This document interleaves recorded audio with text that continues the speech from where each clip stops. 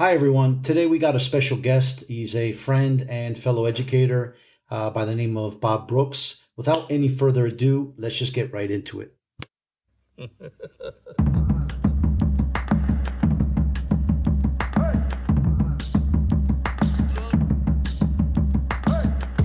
estaba sentado un perro, se cayó el perro y a la mierda el perro, y se va la pita.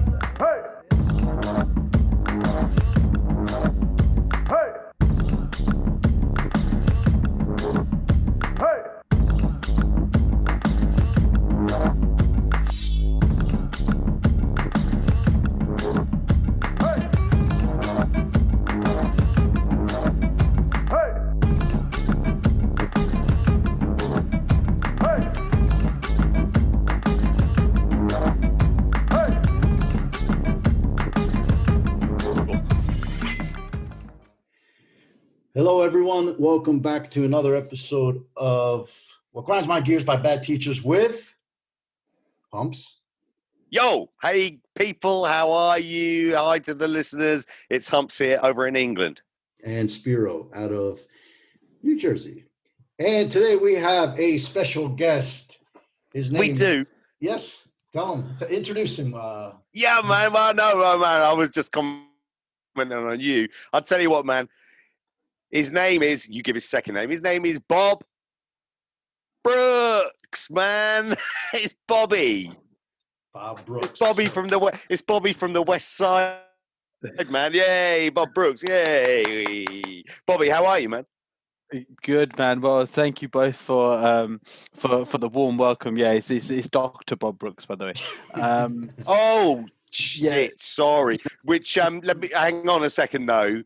That doctorate, where did you buy it from? For University of Turkmenistan.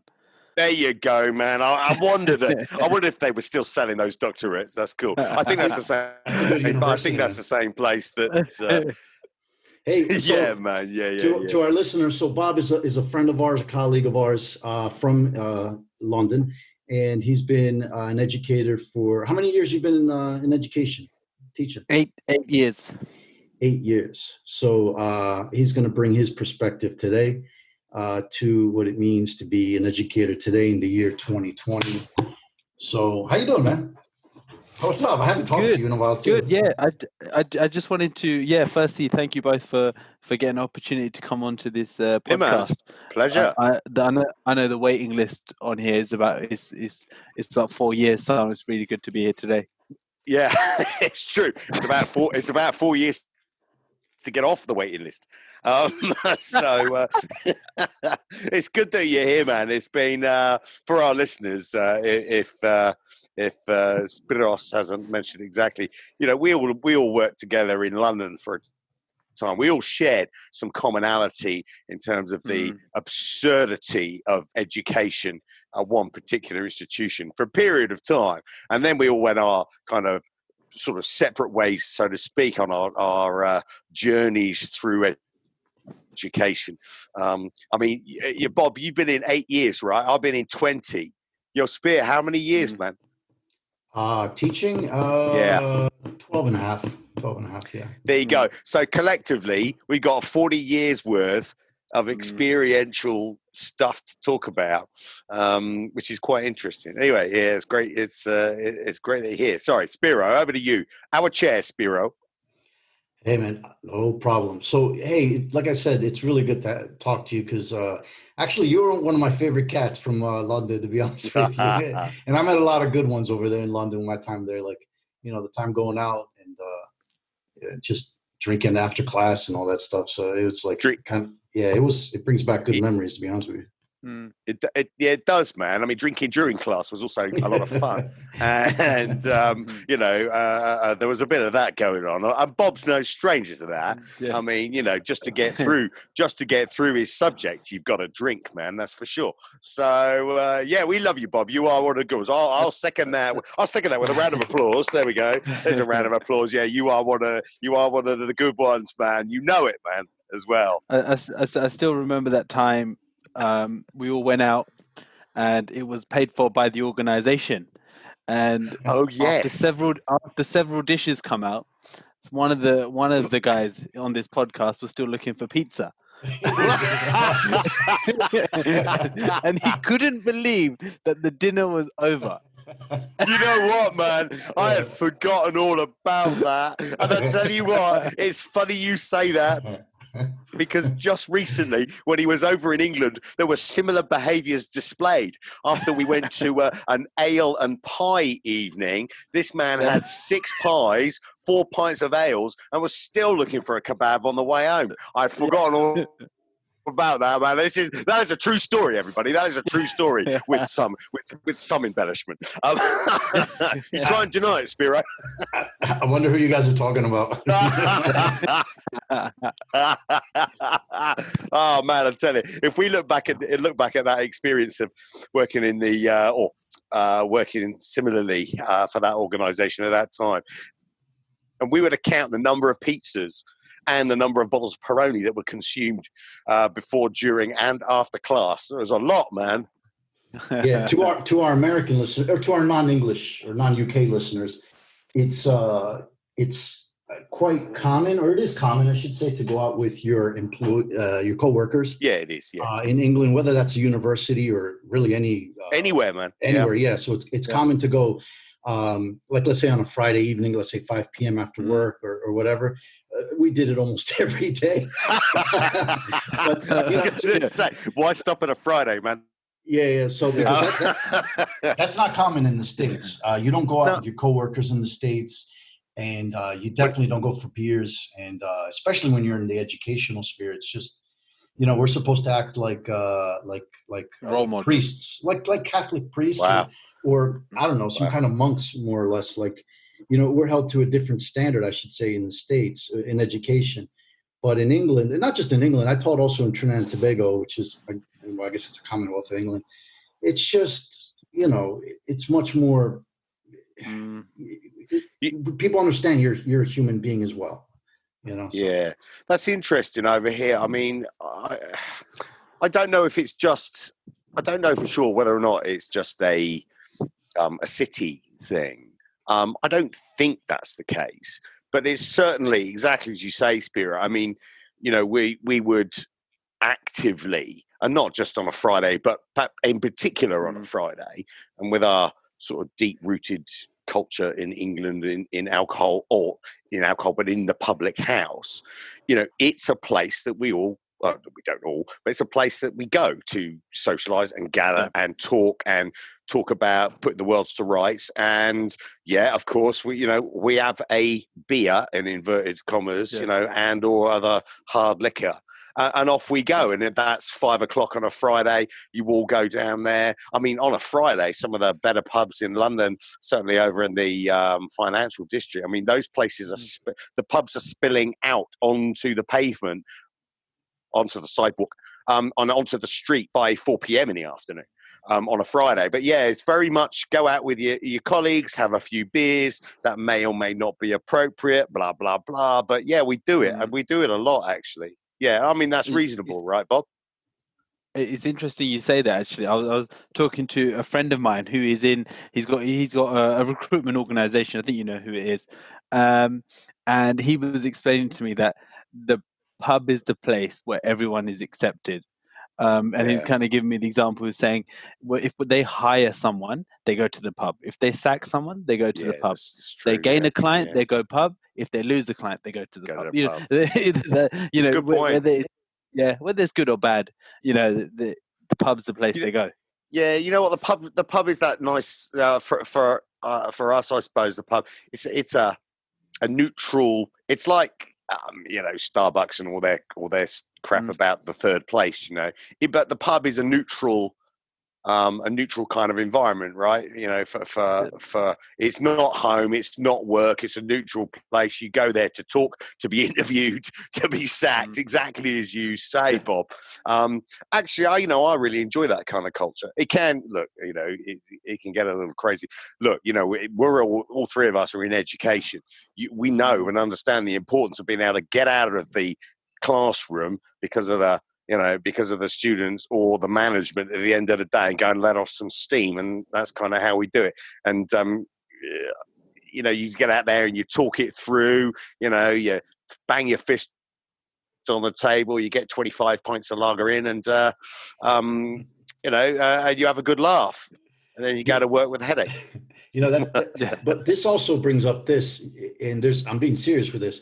If you're not a good drunk, if you're like one of those obnoxious drunks, you need to know this, because that could mean you getting in a lot of trouble when you do go out with your coworkers or whoever. Yeah, man. So, for example, me, I'm just a quiet drunk. I just get quieter, and I just have a silly grin on my face. But I get quiet. I don't talk much. But there are some people. I'm not saying anybody here, because you guys don't. But there are people, and people of your friends or whoever, that do get obnoxious when they're drunk, and you need to know that when you go out, to not make a fool of yourself at the same time. Because it's a good point. It's a good point that you made, Spyro. Actually, I mean that is a danger.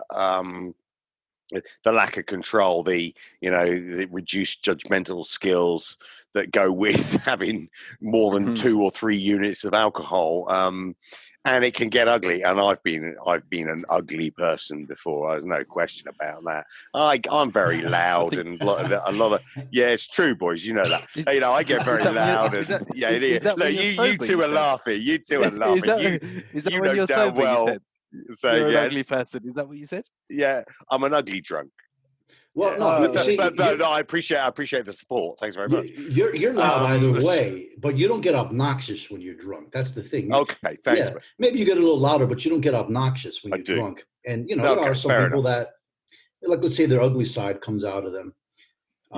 When they start drinking. But and to the American listeners, I'm not saying we drink and drive, because in London, hardly anybody drives. You're taking the tube, you're taking the bus, you're taking the cab. Do you know what? Uber, you can walk, man. Yeah, you're easy. walking. So that's just the culture in London anyway. Yeah, there's always a black cab. Yeah, you know what? Walking, taking the shortcuts through the wonderful streets of London. You can get anywhere pretty quickly. It's not a big city in terms of miles across or miles wide. But it takes a long time to learn it, no question about that. But our other mutual friend, Professor B, he knows London so well now. He just walks everywhere or jumps on his bike. But yeah, man, it's good. Anyway, it's nice to. It's always nice to sort of reminisce there about the cultures and education, and trying to get through your working day with 300 students or more in front of you during the day. It's a challenge, gentlemen. It's a challenge. Spyro, have you got a specific question to kick us into this? Actually, conversation. We'll get Bob's view first, right? Yeah, Bob. I love Bob as a name, by the way. So, Bob, how'd you get into education? Because it's always how'd you get into education? Because everyone always has an interesting story how they got into education. And it's interesting you say that, actually. So I was actually working within the finance space itself, and within finance, those that work in finance know that it can be it's great, it's interesting if you love numbers. It can be a bit repetitive and the same thing over and over. And I was just kind of one lunchtime, I just kind of had it from all the kind of the balance sheet spreadsheets I was doing, and I was just looking at roles, and one kind of popped up, which was a teaching role, actually. And I saw the rate of pay there, and I'm sure the kind of the rates of pay. Some of them can be quite reasonable. And when I saw that for an hourly rate, I thought, cool, teaching accounting or teaching IT for that rate of pay for 1 or 2 hours a week, that can't be too hard. Sorry, Bob, just to interject there. So let me just put that in perspective. So it was one lunchtime when you were at the pub and you'd had enough. You mean you were at the pub getting sacked that lunchtime, weren't you? Yeah, that's what. Yeah, that's right. You had to get the paper because you were out of a job. Yeah. Okay. Sorry, listeners. There we go. Just to clarify. Yeah. I just missed that fine detail there. Sorry. Thanks for reminding me. So it's a pleasure. Yeah, and then before you know it, I applied for this job, and I went for it, and God, I'd done 2 hours, and I thought, God, I've got 30 people listening to me. No one's listening to me. Instead of three bosses never Yeah, listening to you. yeah, Yeah, I hear you, yeah. man. I thought, Yeah. cool, I'm the top man in this, and then I started, I love and that. then I saw the money coming in on the other side as additional, and yeah, and then after just kind of 2 hours become 4, and 4 become 8. Next thing you know, I was just a full-time lecturer. Um, yes, that was kind of the story. So I would say it was kind of money motivated at the start. So that's funny you Um, say that because a lot of people from finance, they'll yeah, do part-time teaching. I've seen them do that yeah, just to mix things up because they get bored with just purely finance. But I don't yeah, think I've ever met someone who left finance entirely to go become a Yeah. teacher. I No, don't think I have. yeah. it's a good Yeah, point, actually, Spiro. I haven't either. it's interesting. You know what I found is that actually is, and I didn't know this, until I've done it for so long, is that repetition. I get really bored of repetition, Mm. which I didn't think I would. As I said, I love finance, love accounting. Um, I just found the repetition. I thought, oh, really? Whereas now, I do find every day is different. I get student complaints one day. I'm in meetings one day. I'm teaching one day. It's very different. Every day. I'm at a teaching conference the day after. Yeah, nice. Yeah. So it's always changing. So, I do find that it mixes it up. And as I said, I don't think anyone plans on going into teaching, and just lands in it, right? Yeah, yeah, man. Yeah, that's true. I think there's an element of truth in that. It's interesting what Spiro says about you. You say, do you know what? I'm done with finance. I'm going to go and teach or facilitate or lecture or Mm, whatever hell term you want to give it. mm, It's interesting. It makes me reflect on my kind of falling into it after having done a particular course at college at the time. It was a professional course run at a local college. The guy teaching said to me, he said, I think you would be good in the classroom teaching. I said, oh, well, charming, I'm flattered. And it was like, then it was 1 evening a week, 2 evenings a week, 3 evenings a mm. week. And then it was, yeah, a full time or point. We have it on a point scale. Is that the same in the US, Spiro? You have point contracts like a 0.4 or a 0.6. No, so in the Oh, States, the okay. way it would work is you would be hired as an adjunct. Oh, Historically. okay. And you'd Yeah, probably be hired as an adjunct for, let's say, one class, and they want to got give it. you like a test drive, and that one Yeah, got class it. next semester maybe becomes two, and Yeah, just sure. So pretty much over here, it's if you're a 0.4, it's 2 days of 5 every week, and a 0.6, 3, and so on. But yeah, that was, and then suddenly it's like, wow, okay, actually. But when I started, do you remember? It was back in the day. Yeah, you boys might not remember. Back in Oh, the days when you had overhead projectors and acetate sheets mm, on which you mm, hand wrote with mm. permanent pens. damn, Wow. Yeah. you're old, man. Yeah, man, I am. I am. Remember, listeners. Remember, you got to get. Thanks for that. You got honestly, listeners, with the abuse I get, you've got to go in strong laughing with these two. But yeah, man, I'm like, yeah, the listeners forget, but thanks for reminding everybody. I'm 112 years old, No, in all so honesty, actually, I've used the overhead projectors too, because yeah, man. not often, but there are times where, like, I like to dabble into all that technology. I mean, even though that's old, like, there's a time for it You, sometimes. you say that. I There taught at is one a time for it. I, Yeah. t- I taught at one institution in London, and it was only actually about 2 years ago, I think, in central London, in some ways. And they were so backwards in terms of their technology. They were still running on those. No, 2 years Yeah, ago. yeah, Two yeah. It years was it was ago, only OHPs. yeah, yeah. It was only a part-time. It was a part-time gig actually, Yeah, man. and it was just to kind of top up the kind of day income. So I used to hop into London and do it. But yeah, yeah, OHPs. It's fascinating. Look, I think Spiro makes an interesting point. I mean, there's no point in new technology for the sake of it when perhaps you don't need it, or new technology should balance. I mean, I always get annoyed. You walk into a classroom and all you've got is a projector and a screen.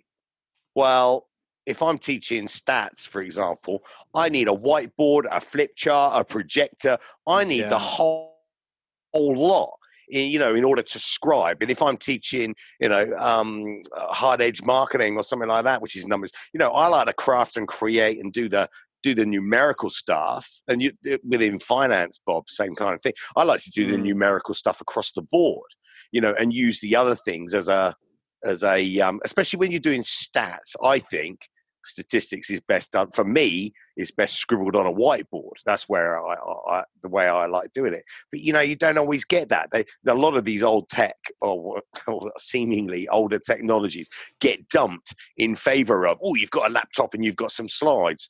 Well, actually, no. I mean, the experience of for a learner should be a range of teaching methodologies.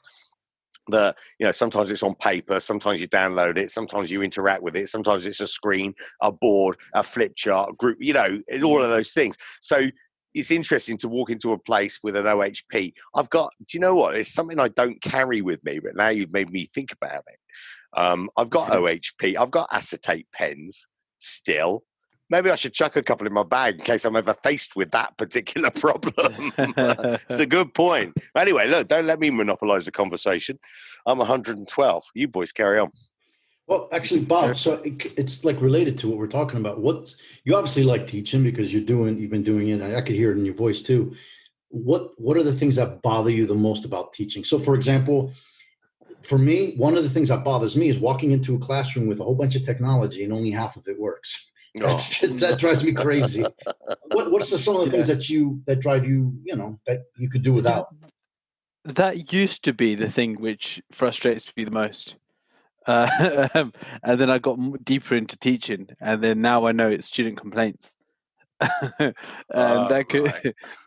I think here that you've heard me rant on the phone multiple times about it. Yeah, man. Is it the way they do it?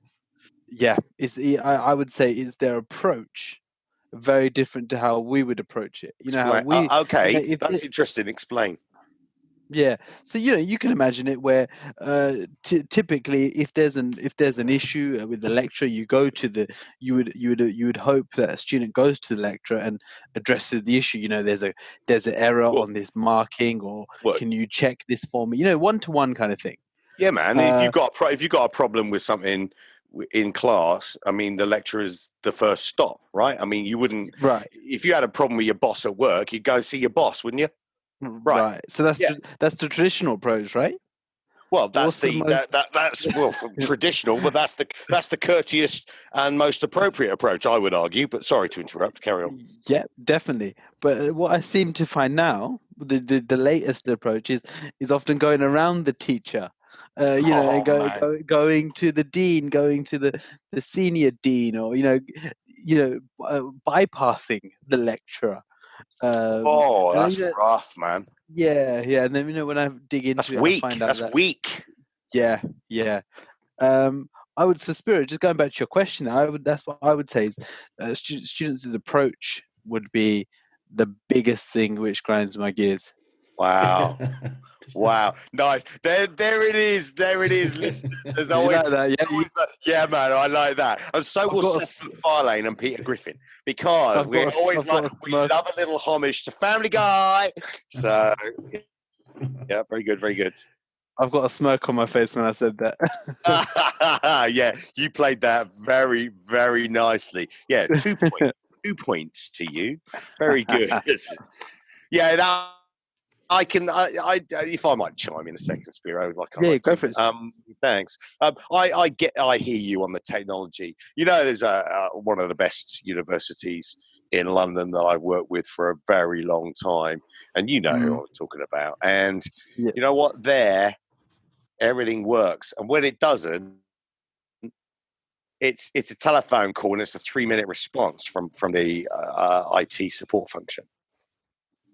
Yeah, it just works. You get in there and you've got everything. You can plug in a stick, you can plug in your computer. You got cables all over the place because, we're still in that kind of zone these days with not everything's got Apple Cast and stuff like that. it's got almost every permutation you can imagine with your laptop, be it a Mac or non-Mac product. And you've got, the projectors, and you've got the seats for the learners that have got chargers there. So you're not in these old buildings, in old classrooms, in old rooms that have been filled with desks. And then, you've got the students, I haven't got anywhere to plug my machine in. Well, you know what? There is nowhere to plug your machine in, but you completely come with it charged anyway. So, you've got there's confidence when you walk into a room. I think twice in 8 years I've had, that I can remember, really having any IT problem that was solved really quickly. But that's the beauty, because then if you've got a whiteboard or a flip chart and the projector's not working, or only one half of the projector's working, you know what? You've got your other tools and you just carry on. You've got the other things that still enable you to teach. This safety around laptops and safety around slides, I've been there, I get that. But now, I know my subject so well, I could just go and talk about it without slides. But interestingly, learners, there are no slides. There's some kind of safety blanket issue around slides, I know, even with learners. But, man, technology is a big one. I think this student complaint thing, this is bad. Going round someone is a sign, for me, is a sign of a weak individual, someone that doesn't like conflict, but I don't know, or conflict, or someone that doesn't know how to deal with other people, maybe. Arguably going round someone, also, it might be more efficient. I get that view. I get that point as well. But it does seem somewhat disrespectful. I agree. Totally agree. So I would say that's the most frustrating thing. Then, of course, on top of that, as you said, the kind of not working technology always a factor which which doesn't help, I would say. How about you? How about yourself? Spear, what did you say? Spiro grinds your gears, man? For me, it's definitely when the technology is there, but it doesn't work. But Stephen and I worked at a place in England, in London, that when you walked into the classroom at your assigned time to teach, you didn't know if you were going to find desks or chairs in there. You might have found desks and there was no chairs, or chairs, no desks, or none of the above. Or maybe there's another class going on, and 100% that that's your assigned class and time. Good grief. And so that happened to us a lot at this particular place. And it happened to me a couple other times too in other places. Usually though, it's not that big a deal in the sense that I just literally steal the next classroom over. But if the infrastructure is there where you can make the quick crossover, cool. But if you're in a place that doesn't have support for the professors and doesn't have the infrastructure, it's a lot of trouble. We had class sometimes, I don't know if you did, Stephen, but we would have it sometimes just in a lounge area because we felt like vagabonds, just like we felt like what you did. Students. There was that. It wasn't, no one was checking. There was no kind of sort of facilities management associated with making sure rooms were right. I mean, if you come running from another, so they say, well, it's your responsibility to make sure the room is set up in the way it should be set up. Well, if you're running from another class, between classes, there isn't the opportunity to do that. And so the argument is the previous person should kind of leave it in a state that's usable for the next. Doesn't happen. Always, and there isn't that. You're right, Spiro. So that particular place, there was no culture of. There was a culture of me, myself, and I individualism, but a culture of working together was absent amongst some people. And you're right. You'd walk into rooms and there wouldn't be enough space. I went to an even worse place that was super at marketing, and they could recruit students like you wouldn't believe. But, they'd sell master's programs for 1,500 quid just to get candidates in. And it worked. But on the first day of trying to teach at this particular point, I was covering for operations management. I remember had a class with 80 seats in it and 160 students turned up. Yeah. It was a Look, it was a shocker. I mean, it was just horrendous. You can imagine that. You see, they got bums on seats, and my God, did they get the money in? But when you can't deliver the product to the other end, student complaints, massive, off the scale, and it ended up with a very big investigation. And this particular organisation was eventually shut down. Wow. Yeah. I've taught at a place when I've walked in and there was bean bags on the floor, just bean bags. What? Because Was that kind of some new? Wow. It was wasn't because some the class new age before kind of were was a cool, drama. right? The class before was a drama class. And yeah, as you just said, they didn't put the classes back. Yeah. So then I just kind of have to bullshit my way through and just say, yeah, guys, today's more of a. So they said, did you know this? And I said, yeah, it was planned like this. Today's more of a relaxed lecture. So everyone just grab a bean bag. Oh, on your feet, blagging it as you go. You legend. Yeah. Right. So I guess that's what we as educators we have to do. Yeah. Not blag, but you gotta move. You gotta manage, adjust. Yeah. You've got to deal with the circumstances that have been thrown at you. Yeah. So we had no kind of calculations kind of lecture, and we just focused on theory and discussion. Did you talk about the philosophy of accountancy? Give me a break, son. So, Bob, what's your teaching style though? Like you sound like you're pretty laid back in the classroom. Like, what's your teaching style? Do you rely a lot on like PowerPoints, technology? Are you more of a lecturer? Are you more interactive? What do you like? Yeah, I would say I'm more interactive. So I will start. I would typically start with just a conversation, a general conversation, then talk about the topic, go into examples, and then get them working, man. Get them, that's what we need to be doing more of. We need to get these students to do more of the work, and I say that because it's not not flipped classroom, man. Approach. Yeah, it's exactly. It's not me taking an easy way out. Well, it is a bit. But, you heard it. It's another exclusive. It's another exclusive on what grinds my gears. Funny, man. Funny. But do you agree or not? It's important to get get it out of the student, right? Because when they're in a management position in an organization in whatever country, they're gonna have to use the same approach, right? They need to do it themselves. Hey man, you know what? This is where it all falls down for me now. Is students expect everything on a plate. They don't want to participate as such. They just want to be talked at. Now, they might have a significant problem with that. I am a big proponent. I'm big in favor of flipped classroom.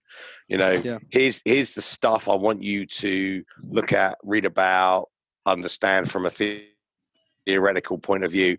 In class, we're going to apply it and solve problems. That's where I would want it to be, is that they come to class prepared to solve problems using the tools I've asked them to look at, right? Mm-hmm. Now, the resistance I get, from organizations, particularly the shitty ones, the crap ones, the resistance is phenomenal from students. I mean, I've had students say, yeah, but all you did was upload someone else's version of Porter's 5 Forces. Now, at this point, I will say to others, fucking Porter's 5 fucking Forces is just shit. But it's still on the frigging syllabus in shitty places. Anyway, I'll stop there. It's been done a million times by a million other people, and it's all on YouTube. So as a teacher, there's no value in me recreating that again when I can give you 10 sources on Porter's 5 Forces on YouTube and on a website and in a paper. And then I'm going to show you how to use it to solve problems. That's what I should be doing. Not reteaching something again. And students will moan and say, you use someone else's Porter's 5 Forces. I think that's terrible. Well, you're a fucking idiot then. I don't know. What do you think? Am I wrong? No, definitely. I'm a big fan of problem solving, and I will make problems. Yeah, man. And let them solve it. And even when the problem's being solved, I'll then make another problem out of the solution they found. Beautiful, beautiful. There you go. And that's great, man. That's evaluating and critically evaluating and building knowledge as you go. That's super to hear. Sorry to interrupt. Yeah, but a lot of the time it doesn't fit with the teaching of the syllabus, if that makes sense. Following a syllabus, this thing, I don't know if you guys have experienced it, Is this kind of, right, is it because your syllabus is too rigid? This week you've got to do this, that week you've got to do that, rather than a holistic kind of, we're going to learn all about this in an order that fits together and is based on your performance in class, and I'll modify as we go. Exactly. I mean, it's too linear and rigid, right? Right. And we will move to this schedule, not to the needs of the group. Yeah, man, that's bad. Yeah, that's a really interesting point, man. It's a big problem in education, which we currently have. I've not thought about that. Just before. In my opinion, guys. No, man. Well, this is your experience, and that's what that's what we're interested in. Spyro, how does that? That's interesting. I've not thought about that before until you've just said it, Bob. I'd not really considered it. And I suppose maybe the learners are, maybe a lot of learners just like safety and structure and this, that, and the rest of it, and they can't integrate their learning. That's what we're talking about: integrative learning and integrative development, where you bring ideas together to solve problems from all areas of the syllabus. And you're trying to do it week by week by week, and they know the last 3 weeks probably hasn't made it into the exam, possibly because the exam had to be in week 4. And they start to get used to this overly rigid approach to design. That's really interesting. Spyro, is that similar in the US, man? Spyro, have you gone to sleep, man? I'm here, man. No. Okay, there he is. Don't worry, listeners. He's there. Yeah, but no need to dial 911. Just as the kind of host to this podcast, what's our current listener? What's the kind of listeners number we're on at the moment? The last I checked was how many listeners we have. We're at about 52 million. Is it 52 million? Something like that, Spyro. I think we're around the 49-50 million last week. We're up to 52 million now, which is fast approaching. That's fast approaching the population. I mean, that's a good 5/7. That's a good 70% of the UK population.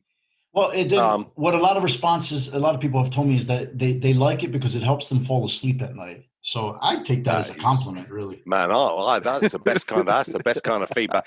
That's the best kind of feedback. In fact, I might use that feedback on a couple of exam scripts I've got to mark tomorrow.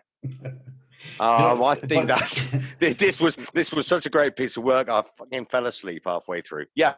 I love it. That's great. But with teaching style, to answer your question, like for me, when I first started in 2008, I was that guy, that professor that was rigid, lecturing, what's this week on the syllabus. That's how I was, because I didn't know what the hell I was doing, to be quite honest with you. Yeah, man, and then as the years went by, I just realized that he still don't know what he's doing. He just realized he's still no idea what he's doing. Oh, beautiful! You heard it here. It's another first. It's another first. No, what I started to realize was I started to not give a shit as much, and I noticed that the less I gave a shit, it took for it to be perfect, the better it was. The more people were interested.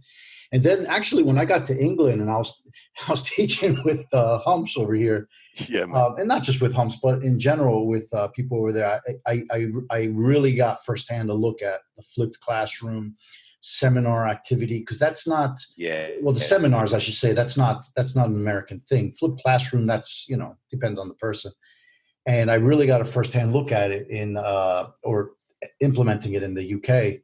And it was fun. So it was fun, and cool. and then making the students do the work and actually not losing my voice by the end of the class, and it was kind of cool. And I've been doing that since, and I like it since. I noticed that though you tend to evolve as a teacher over the years, and you kind of, I don't know, you sort of learn to say less, because why burn all your energy? And it's kind of like you said, well, they got to learn this shit, so What am I doing up here speaking for saying all these it's words? too right, man. Too right. It's their learning. That's what I say to them too. It's your learning experience. If you don't want to participate, good on you. Yours will be an easy paper to fail. And then the other thing is, but you're right. The other thing is, I know this sounds completely shallow and everything.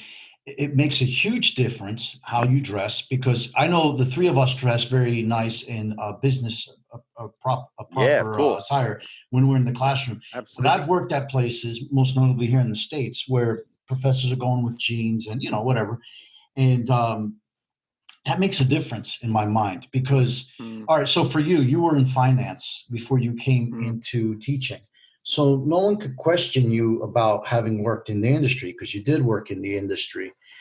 But think about this: what about the professors out there that do teach finance or accounting or something business related, and they've never actually worked in the industry? How the hell can you teach me anything if you've never worked in the industry? Yeah, you're a hardcore academic. Yeah. And that's a huge weakness in I feel in education in general. Yeah.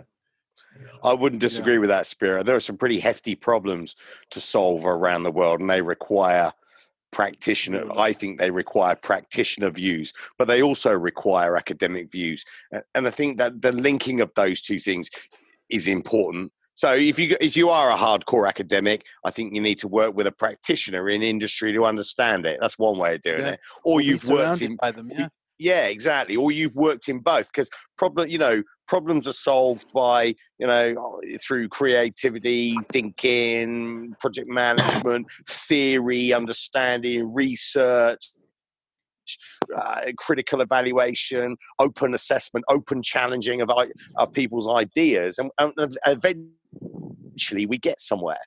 So if you've only got one of those perspectives, that's a really good point, Spirit. It's a huge problem to perhaps only be an academic.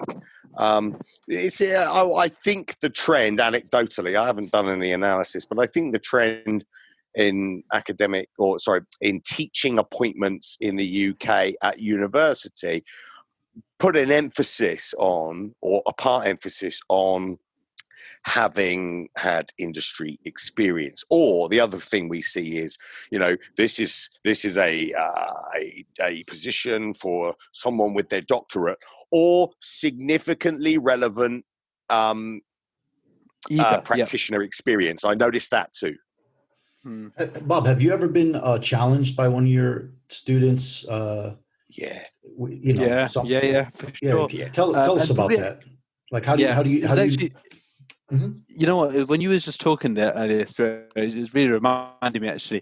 Going back to the first time I kind of taught, or the earlier kind of days, and when everything was, I used to plan these lectures. When I say I used to plan them, I'd have a book, and I'd have the 20 minutes. I'll start with this, and then this, and this, and I'd have additional activities if I finished. All of this kind of rubbish. Yeah, and nice.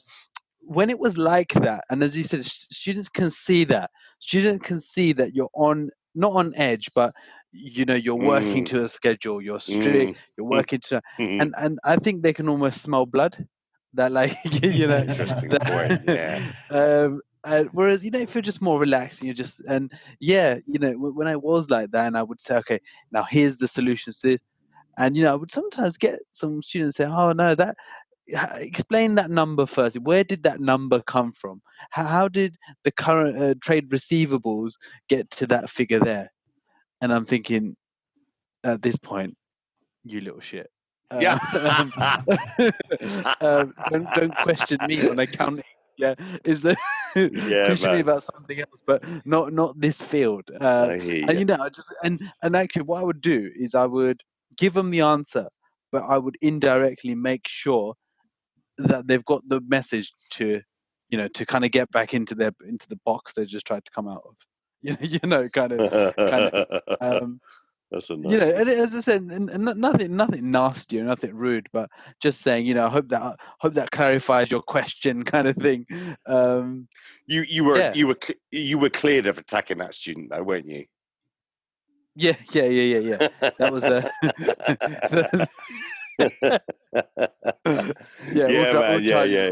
was That's right. You had a good lawyer, man. That was fun. Yeah. I like it when they challenge me, but as long as it's coming from a good place. If it's coming that's from a good. if it's coming from Yeah, a bad but you place can- where challenge. they're that obnoxious sort of you don't know shit type thing, then that gets on my nerves. But if it's an honest challenge, I like from coming from a good place, I like it. I agree. Yeah, I would say it's really easy to differentiate between the two. Yeah, it is. You can tell. You can tell. Yeah. I can tell straight away when, okay, this kid's genuinely confused. He needs help. And, I would spend another 20 minutes going through that just to make sure he's got it. But then if it's someone who's not listening, no book out, no pen out, at the back, just kind of shouting out questions and comments just for the sake of it, you can clearly see the difference, right? Yeah, sure, man. But there's always a nice, effective put down for those people, isn't there? By the end of the class. So, Bobby, let me ask you one more question, Bob. What is the stupidest student you ever had? What's his name and what's his phone number and what's his address? So, because I love it. All our listeners man, could like text and call him and and email him and just tell him how stupid he is. You've got to answer that question, Bob. Let's have it. His name's GDPR, man. Okay. There it is. That's all people. I can say. There it is. I tell you, that's funny, man. That's a funny response. I like that. So you how about yours, Steve? If I flip the question onto you both, what would you say? It's a good question, man. Right. I think that is interesting. I think it was a guy from Greece. Are you kidding? Or are you serious? No, I'm being serious. Anyway, wait. What about for you, Spyro? Spyro, you was in Steve's class? I might have been. He is that old. Yeah. Yeah, I am that. I'd say I'm 112. It's like I'm 150 talking to you two. I tell you, you gotta honestly listen. Kidding, man. You gotta, if you ever meet these guys, you gotta be on the defensive straight away. Be ready to attack. Yeah, we get at each other. For me, I had a student, and it wasn't too long ago. It was about a year ago. So this is an online class, and it was a guy. He was just typing and sending the stupidest things that it was gibberish for the most part. And this was a master's level class. And I thought it was maybe someone like internal person within the university testing my patience. Yeah. Like, how am I going to reply to this gibberish? And I kept, I was waiting for somebody to say, hey, you handled this person well, or you didn't handle this person well. And it finished and the guy got, anything lower than an F, I would have given it to him. It was I actually got to the point where I told him, I was like, hey, forget master's level class. This is not high school level anything. And yeah, that's interesting. Like you try biting your tongue because it was like, I'm sure he texted his girlfriend better than he would write my papers. It was just no effort whatsoever and very pathetic effort he did have. Hmm.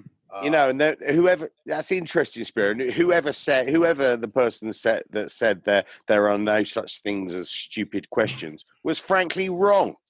There are millions of stupid questions that people ask all the time. So, the fact we've dumbed it all down, it's okay, ask. There's no such thing as a stupid question. Yes, there is. So, do you know what? If you think it's a stupid question, it probably is. So don't ask it. That phrase was created. That phrase was founded so stupid people could ask stupid questions. There you go. Well, in an effort to be all inclusive. That I can get behind the idea of being all inclusive, but I don't want to hear stupid. I don't want a stupid question.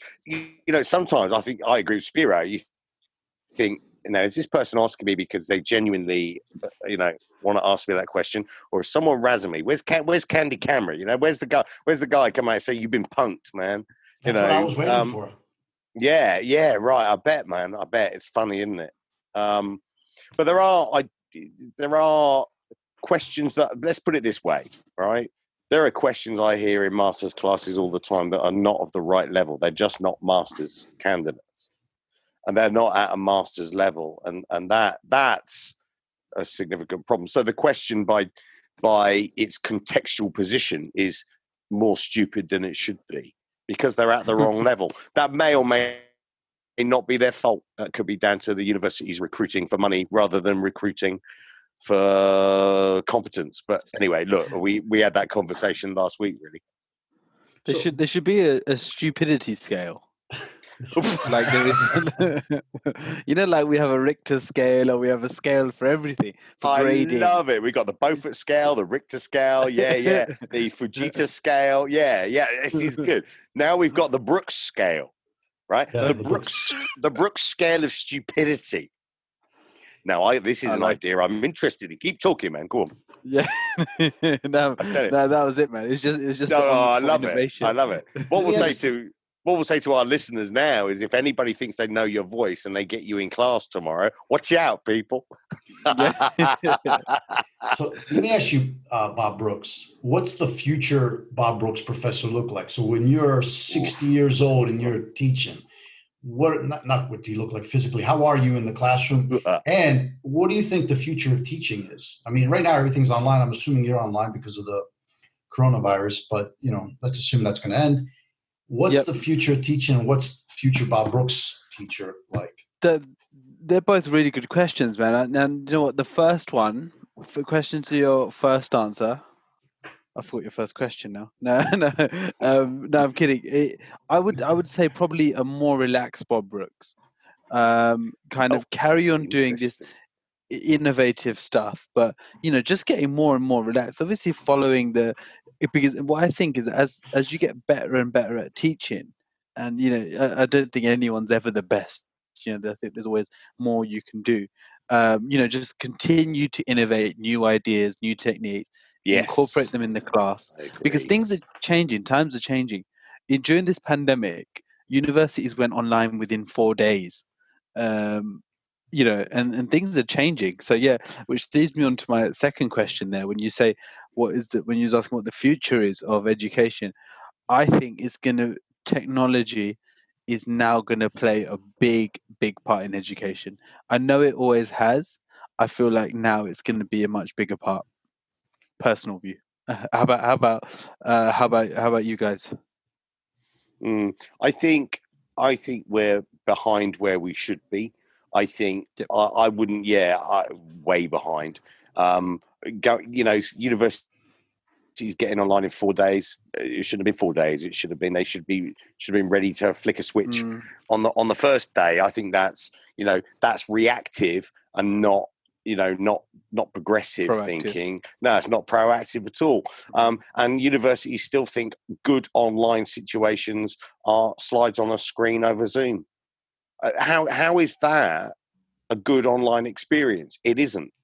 It's what? Let me rephrase. It's one experience of an online environment. But you know what? That experience of that online environment's been around for 15 years. So I don't see how that's progressive or innovative. I say it simply isn't. Most of the listeners will know I'm a super techie, geeky, sciencey mother. So it's, the tech that's out there is, 20 years in front of where we should be. And some universities are deploying that tech now, some of them, the good ones, but very few. I mean, I've worked for a university that gave everybody a week to get their things online, but they did nothing to change the structure of the class or the timings. They, just merely expected slides to be delivered online, and that's what they geared for. No one gave me a decent piece of hardware in terms of a camera. No one gave me a decent microphone. No one gave me a digital scribble pad.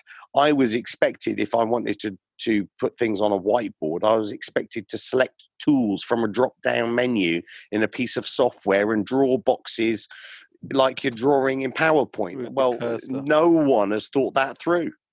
There was no thinking there. You know what I mean? So my experience of that is, we're hopelessly way behind.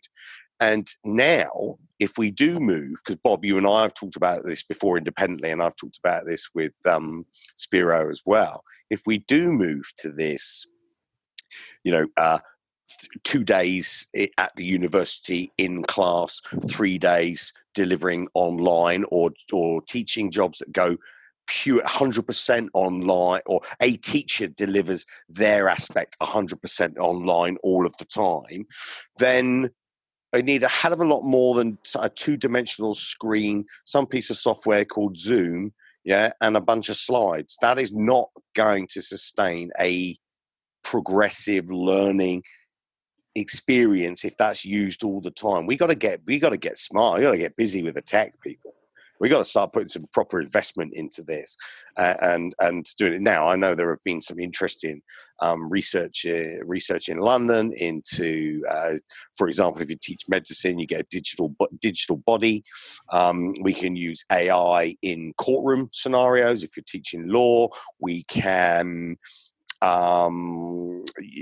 utilize holograms. I can create a digital avatar of you. And do you know what? Where have I seen this in universities? Precisely almost nowhere. And now they're all panicking. And now they're all trying to recruit rapidly. And it's mid-June, right?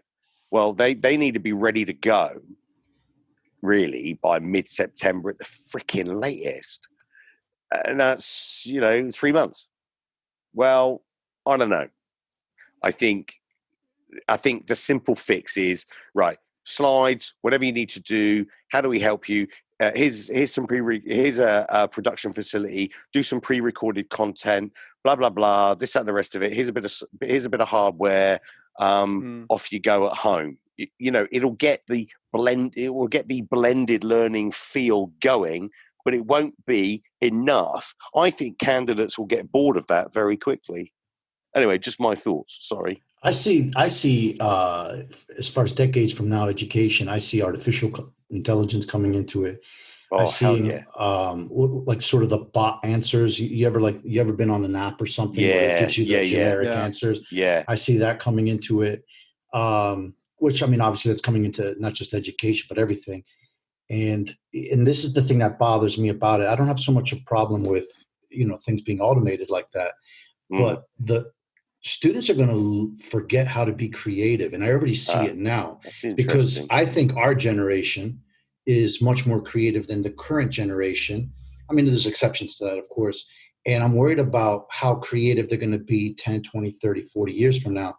Because every time I was working in a organization prior to teaching, my boss would always say to me, look, this is the way we do it, but it doesn't mean it's the right way. If you have a better way to do it, do it. And I tell that all the time to the students. My way is not necessarily the best way. If you know a better way, let's test it out. That's right. And I see that level of creativity being diminished as we move more towards a AI approach in teaching. And that worries me because from an innovation perspective and an entrepreneurial perspective, which is sort of the foundation of what you, and the three of us are involved in, because we all do business-related subjects. If you don't have a sense of creativity, even in business, you're not going to be a leader. You'll be a good manager, though. You'll probably be a good manager. But, we do need entrepreneurs. We do need leaders. We do need innovators. Yeah, we do. Definitely.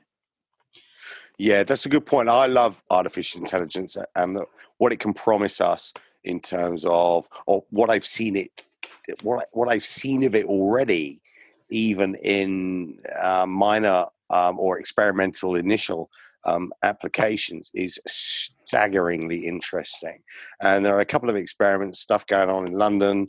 Boys, you're welcome to join me at some of those at some point. And, we encourage our good US friend over there, Spyro. The next time you're over, we can go and see some there's a very cool company in London doing some very cool shit with AI and all the rest of it for teaching. I mean, it's pretty good, man. It's very exciting, and you would have hoped that the universities would have invested in this. But actually what they've been doing in the UK, they've been buying land, building new study centres and building new student accommodation. That's all the money's gone. And now everybody's going to be at home. There's an irony to that, gentlemen. There is an irony to that. Or they're building new sport-related facilities, for the students, I mean. Yeah, right. Yeah, right. Exactly. Everything for the students, but the physical presence of the students. Everything for the students. Very little for us in terms of sometimes investment as professors and what have you. But now they've got all these empty student blocks, all these empty classrooms that they can't fill. And they've spent anywhere in the UK, as I understand it, between 35 million and 200 million on the development of new facilities, and suddenly everything's blended learning. How the hell do you fill these things? What's the land value now? What's the property value now? Anyway, I mean, it's just an interesting observation, right? So no one had the foresight to see the potential for online learning, but everybody's been talking about it for 15 years and done nothing about it, or have done very little about it. And like you say, if you walk into a classroom all kind of technically enabled and you've got an acetate projector, well, kind of good luck. But the beauty for us, for us three, is that we've used all those old and currently new technologies, and that's great. For someone joining now, maybe the screen and the PowerPoint presentation is all that they've known. But maybe I'm just a bit old school. I do like scribbling on the board, like I said. But if I'm going to do that from home, give me a digital scribble pad, so I can actually use my digital scribble pad with my digital pen as if I was using the whiteboard in the classroom. Don't ask me to draw shapes while I'm trying to teach something, from a drop-down menu. You've got to be kidding me. So, and I think one of these platforms, like Moodle but not Moodle, they've got these digital whiteboards that are, well, gentlemen, if you've never used them, I challenge you to use it and draw something as quickly on that as you could on a board with your pen in your hand. I mean, it can't be done. Anyway, I digress. Well, look at the time. Sorry, we've kept our guest a long time this evening. But for our guest, actually, let's see if he wants to join us for our new segment of Fire di Puzzatora, which means Eat the Dick Now. If you want to join us with this, and just to explain it to you, Bob. You've got to participate. Yeah, I present two equally bad scenarios to Stephen and you. This is if you want to participate, and you have to choose one of the two. So again, it's called Fire di Puzzatora, which means eat the dick now, because we are very serious educators, as you can tell. So this is what it comes down to.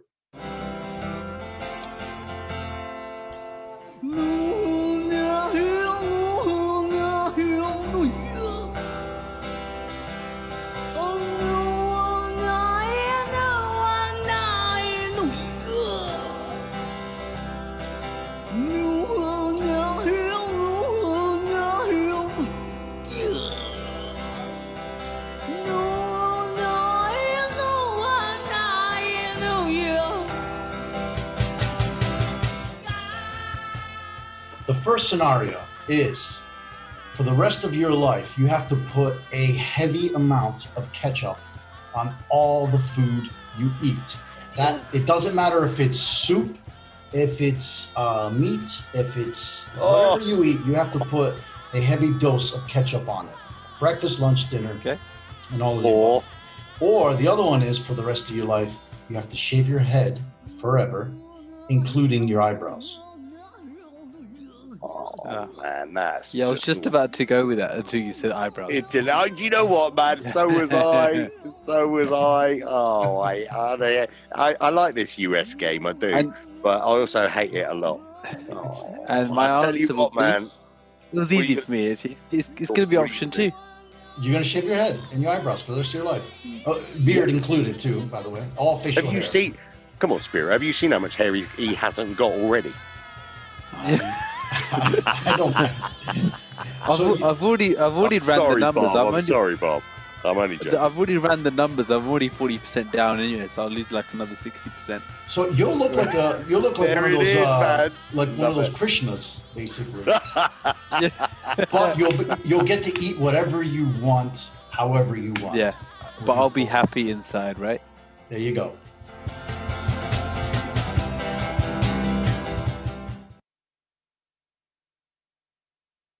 How about you, Humps? Yeah, I'm with him. I'd have to shave my head and my brows. I could not put tomato ketchup in my porridge. I couldn't put it on my roast dinner. I don't want it on on my curry. It's not working for me, man. That I'd rather have the eyebrows off me head shaved. I can put a bandana on. I can draw my eyebrows back in if I have to. And but no, that's it for me, man. Head and eyebrows. Yeah, I would do the ketchup. I guess I'll just be eating hamburgers and hot dogs the rest of my life. But there is that, man. Yeah, there is that. Yeah, but welcome back to London. Shaving my head, the eyebrows thing is what bothers me more than anything else. So yeah, I would go with the ketchup. So. Yeah, that's interesting. So you go with the ketchup, but change the food you eat, right? Yeah, I mean, obviously, I'm not going to eat salad no more. So there goes salads and there goes soups, and which I like salads and soups. Have you got it? Does that also mean you got to put ketchup in your coffee? No, just food. Just food. Okay. Okay, that's not too bad. That's not too bad. Yeah. Well, I'll tell you what. When you come to London next, we'll put ketchup in your beer. See how you like that. Yeah. Also some pork scratchings, man. We'll put some pork scratchings in your beer. Oh, that would be good though. The pork scratchings. That would be good. Oh man, that is a good night out. Excellent. Hey Bob, we want to thank you, Bob, for coming on and. Yeah, this will probably bump our ratings from 50 million listeners to 60? 52. Yeah, I think we'll get. Everybody loves Bob Brooks. Brooksy, yeah, Bobby Brooksy. Thank you. Very good, man. We love you, man. Guys, as I said, thanks again for inviting me on, man. After 4 years of that waiting list, I'm glad to finally get on this. We have stringent guidelines for who we get on the show. Yeah, and there's just it's a lot of testing. It's a lot of testing. But you passed. You're on. You did very well. Beautiful. We'll have you back again, Bobby. And we owe you, a bunch of Peronis or whatever you drink. We do. We gin and tonic for this man. Yeah, man. Yeah, there it is. The diet. For the diet, I like that. Thanks, Bob. You take care, man. Take care, Bob. Thank you, guys. Thanks, Bobby. Cheers. Cheers, buddy. Bye. Bye. Nice one, Spyro. Top guest. Bobby Brooks, everybody. Bobby Brooks. Nice one, man. Nice one. That was it. Oh, he's still here. That was good fun, actually. Come on, man. Get going. Seriously, man. That's your cue to leave. Get the hell out. This is the part where we talk shit about you now, man. But you're ruining it. Security. Can we have security to the third floor, please? Yeah, and the criteria to get onto this podcast was fucking a heartbeat. That's all you needed. Security, where are you? Security. Seriously, now I got a rebel in the building. God. Hey, come on, Bob. Don't overcook your part, man. Seriously. Cool, man. Look, guys, I'm gonna actually head off now. Really? Oh, good. Yeah, thank goodness. Yeah. Okay, cheers, Bobby. See you, man. Cheers. See you, man. Bye. Hang on. He hasn't gone, has he? He's spying on us, but it's okay because has he gone? Well, we love that guest, man. He's a funny guy, man. You're right, man. He's good. He's good people, man. He's good. Are you still there, Bobby? No, he's gone. He's good. Go. Security will give him a good kicking out, because he's brown. Yeah, well, it's good that we pay security as well as we do. Yeah, absolutely, man. Yeah, I tell you what, it's a good job he's in London, not the US, man. We got security here too. Yeah, we are a global operation. We are a global operation. Well, man, we might not have time for our advice section tonight because we've been a good talk. Actually, we don't have we didn't get any requests for relationship advice. So okay, that means that we're doing a good job or a horrible job so far with the relationship advice. But I think we're doing Mm-hmm. Yeah, we're doing such a good job. People are learning from what we've said already and applying that learning to all their situations.